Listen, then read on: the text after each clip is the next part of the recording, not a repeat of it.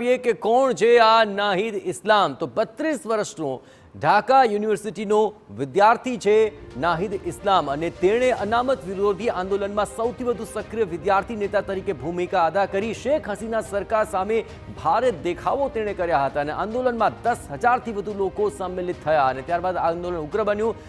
આંદોલન ખતમ કરવા દબાણ કરવા છતાં તે અડગ રહ્યો અને સાથોસાથ નાહિદ ઇસ્લામ જે અત્યારે સૌથી વધુ ચર્ચામાં રહ્યો અને આખરે આ ઇસ્લામની મોહિતમાં સરકારી તંત્ર દ્વારા તેને બંધક બનાવ્યો। બેભાન ઘાયલ પરિસ્થિતિમાં એક પુલ નીચેથી તે મળી આવ્યો હતો અને શિક્ષણ પ્રણાલીમાં સુધારા અંગે 2018માં પણ તેણે આંદોલન કર્યું હતું અને ઓનલાઈન આંદોલનને 1 લાખ જેટલા વિદ્યાર્થીઓએ ટેકો આપ્યો હતો। 2020માં સરકારની આર્થિક નીતિ સામે પણ એક વિડીયો જાહેર કર્યો હતો અને 32 વર્ષના ઢાકા યુનિવર્સિટીના વિદ્યાર્થીએ આખરે તખ્તા પલટ થાય ત્યાં સુધી આ આંદોલનને પહોંચાડ્યું છે।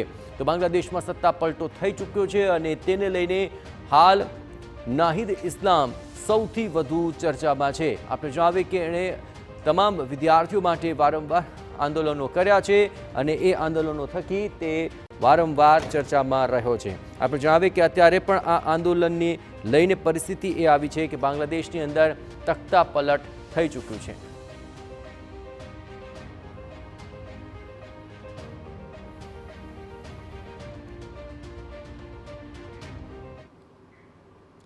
ગુજરાત યુનિવર્સિટી